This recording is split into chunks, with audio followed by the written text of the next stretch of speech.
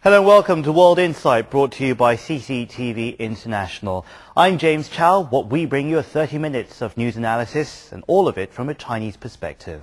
Coming up next, all price hikes spell trouble for the engines of the world's economies.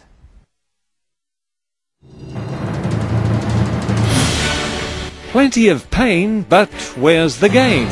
China raises fuel prices to reflect the international market in a move to ensure domestic supplies.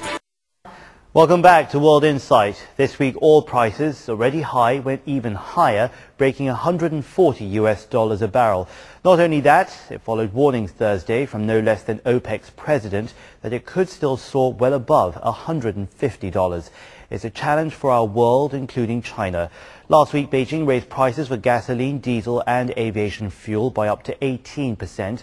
The country's chief economic planning body says the drastic rise is to ensure domestic supplies and also aims to narrow the gap between fuel prices here in China and, of course, rising international crude prices.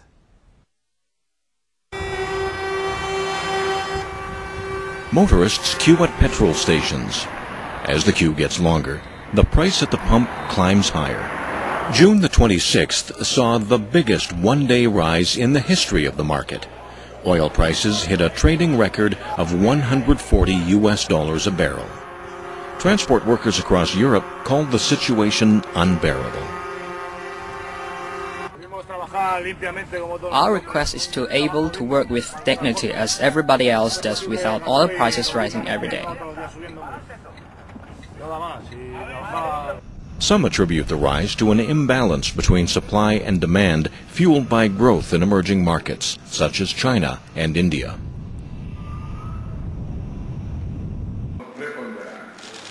The fact that there are sufficient fuel and gas resources isn't enough because they need to be developed, exploited, transported and also transformed. The view is shared by some oil-producing countries. Last Sunday, the Emergency Energy Conference closed in Jeddah, Saudi Arabia. Leaders from 36 nations met to discuss how to curb rocketing oil prices. Saudi King Abdullah said his kingdom would increase production to 9.7 million barrels a day starting in July. But the oil cartel OPEC doesn't think it's just a matter of increasing output. Oil prices, there is a common understanding, common understanding now. It has nothing to do with supply and demand. It's some other factors that everybody know about them that affect the price, not supply and demand. A Chinese analyst explains what she thinks those other factors are. An imbalance between supply and demand is not the main reason for the rise. From the recent statistics, there's not a big gap between supply and demand. And blaming the new emerging markets for consuming more energy is also not reasonable. I think how much higher it will go, of course, depends on a number of things. The geopolitical situation, whether there are speculations in the market, and the devaluation of dollar is, to me, the most significant factor. In fact, it's more than halved since 2000. The dollar is so important in terms of the oil price, and in fact, if we look globally, whatever commodities are priced in dollars, you have this effect.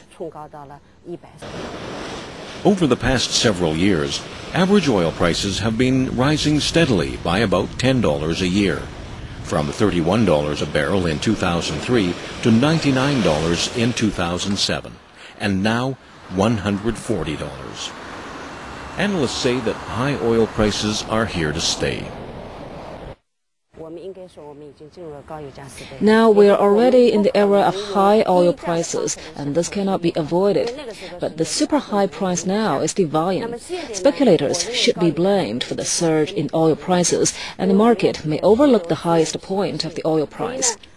All this makes bubbles in the crude oil market, and the bubbles will burst and the price will go down. But returning to how things were in the late 90s is impossible. Well, record oil prices are causing much misery all around the world. Asia, a net importing region, is suffering the most.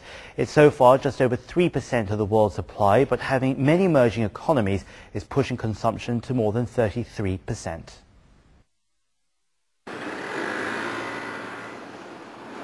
Consumers across Europe are feeling the pinch and finding ways to cope. Increasing numbers of Parisians are opting for bicycles over motor cars.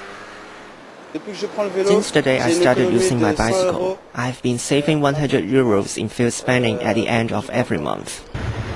But compared with people in Asia, they're still lucky. Higher oil prices there are affecting food prices. High oil prices bring so many social problems and especially affect food security a lot. High oil prices will definitely encourage more consumption and production of the ethanol, which is made from plants. And this will make the food security problem more serious. This will become a dangerous circle. Just over a week ago, for the first time in nearly a year, China raised retail gasoline and diesel prices by up to 18%. The aim is to narrow the gap between domestic fuel prices and rising international crude prices. Taxi driver Zhou Yushang found the price of gas has risen 0.8 yuan a liter. It used to be 5.4 yuan per liter, and now it's 6.2. The rising prices could affect our work, so we hope the government's commitment to reimburse us will be carried out. Zhao used to spend 220 yuan to fill his tank. Now it costs him 40 yuan more. It's not only drivers that are hurting. Oil-dependent sectors such as transport and building are also affected. And these sectors, in turn, will pass on these new costs to others. But some sectors, like oil refining, will benefit. The benchmark gasoline and diesel oil retail prices have gone up 1,000 yuan per ton and aviation fuel 1,500 yuan per ton. The price of natural gas and liquefied petroleum gas remains unchanged. Some analysts think the current price hikes are reasonable and necessary. For a long time, China's energy prices have not been changed due to certain policy regulations. But the imbalance between oil prices domestically and internationally has already created problems. And the change promotes the process of returning to normal ratios in the future. Oil prices in China are currently the lowest in the world, just 60% of those in the U.S. The government has, in the past, largely subsidized oil refiners to keep fuel prices relatively low. The move is also expected to reduce government spending. Meanwhile, the hike in prices for domestic fuel is set to boost stock indices as shares in oil refiners and power generators rise. But the increase in prices is also likely to jeopardize efforts to curb the rising consumer price index, or CPI.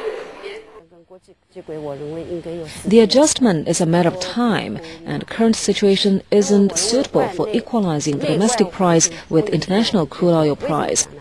Our current CPI is already high, so if we put the oil price as same as internationally, then the cost of production grows and the CPI will go in even higher than now. The domestic market, consumers cannot afford it.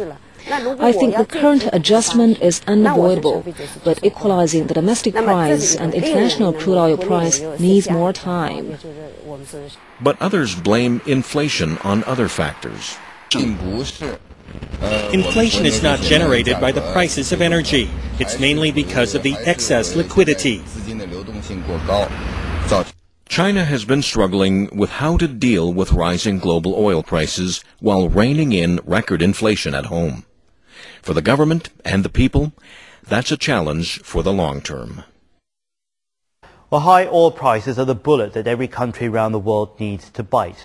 In Asia, some countries, just like Singapore, have already bitten it, but after the pain comes the gain. For China, how to face that challenge and whether it means biting or even swallowing the bullet is still a big question ahead. We'll be keeping an eye on that situation and, of course, we'll be letting you know.